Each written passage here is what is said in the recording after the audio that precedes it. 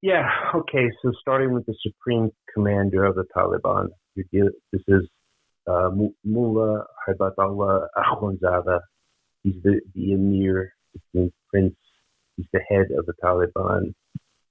This is the same person who chose a member of Al-QAEDA as his number two. And this person that he chose is a specially designated global terrorist for whom the FBI is offering up to $5 million in reward for information leading to his capture. And we're going to get to this guy in a second because he plays a prominent role in the Taliban's new government as well. Also, Al-QAEDA's number one, Ayman al-Zawahiri, who I mentioned, and formerly bin Laden's deputy, for whom there's a $25 million reward from our U.S. government, pledged a blood oath to the current head of the Taliban. Many of our Western experts on Afghanistan have been saying that the man who becomes the Taliban's leader, he actually became the Taliban's deputy prime minister, Mullah Baradar. He would be the leader. And it really shows you how people don't follow these issues, even so-called experts, because we knew back as early in 2008, the Taliban put out a fatwa in Doha, from Doha, their office there, that Akhundzada would be the lawful leader of Afghanistan. And to give you a little bit more feel for Akhundzada, he supported his son in being a suicide bomber in 2017. So I can move on. Yeah, move on. I mean, that says it all right there. The Minister of Defense, Mullah Muhammad Yaqub. Mullah Yaqub is the son of Mullah Omar.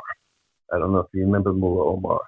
He was the former emir, the head of the Taliban, who befriended Osama bin Laden, gave refuge to him and Al-QAEDA, and allowed Al-QAEDA to train for and plan the 9/11 attacks in Afghanistan.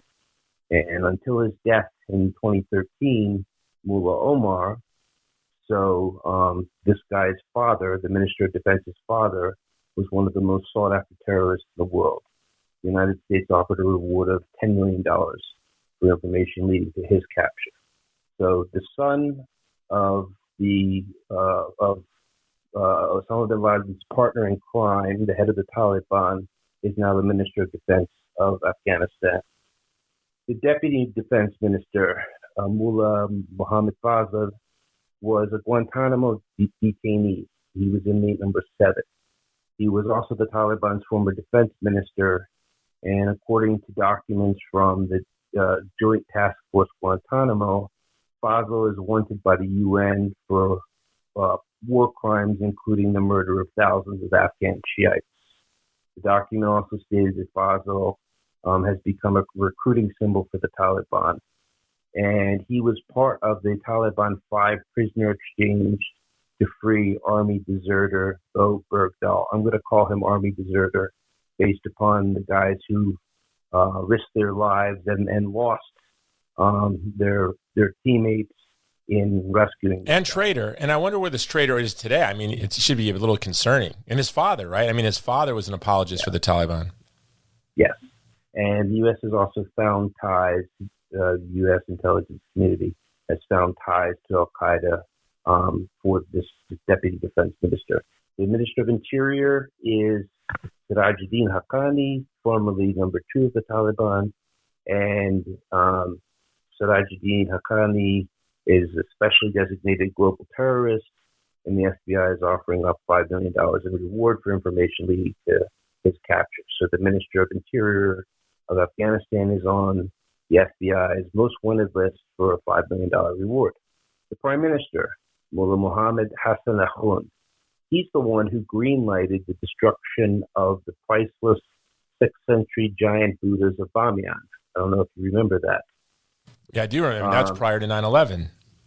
Yes. He is also on a UN-designated terrorist sanctions list.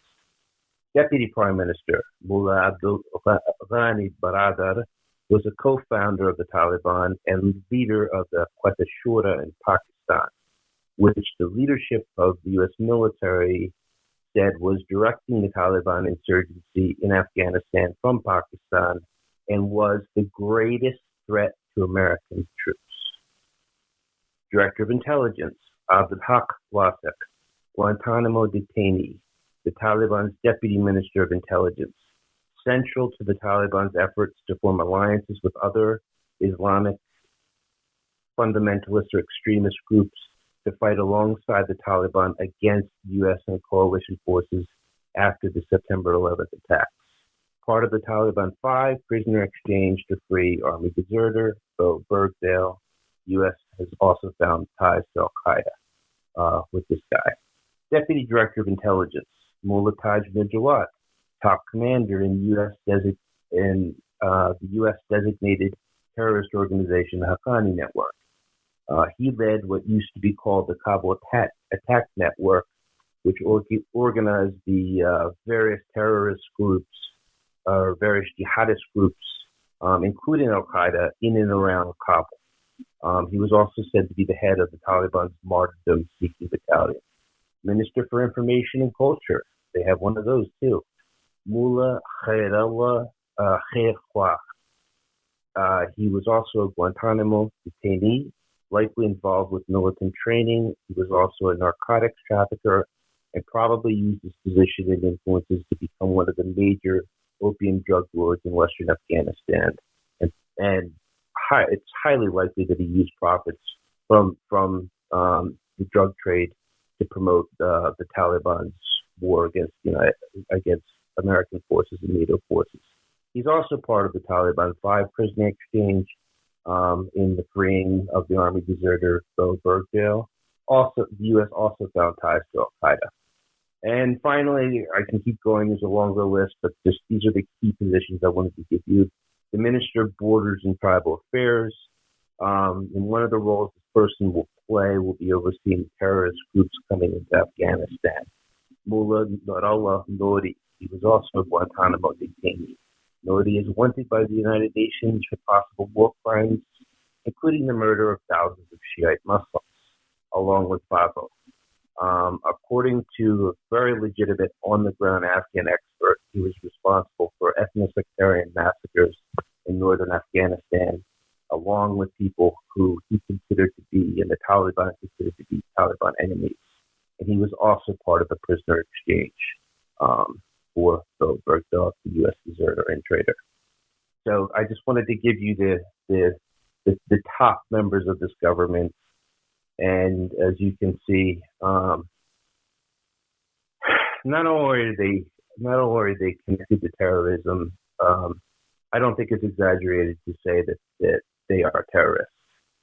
That if anyone engaged in what these people have engaged in, they would be called terrorists and treated accordingly. And our government is negotiating with them, and our government, was forced to plead with them to evacuate, as I said, our citizens and our Afghan allies, and absolutely follow the deadline of August 31st, despite there being hundreds of American citizens left behind and tens of thousands of Afghans who helped our U.S. military.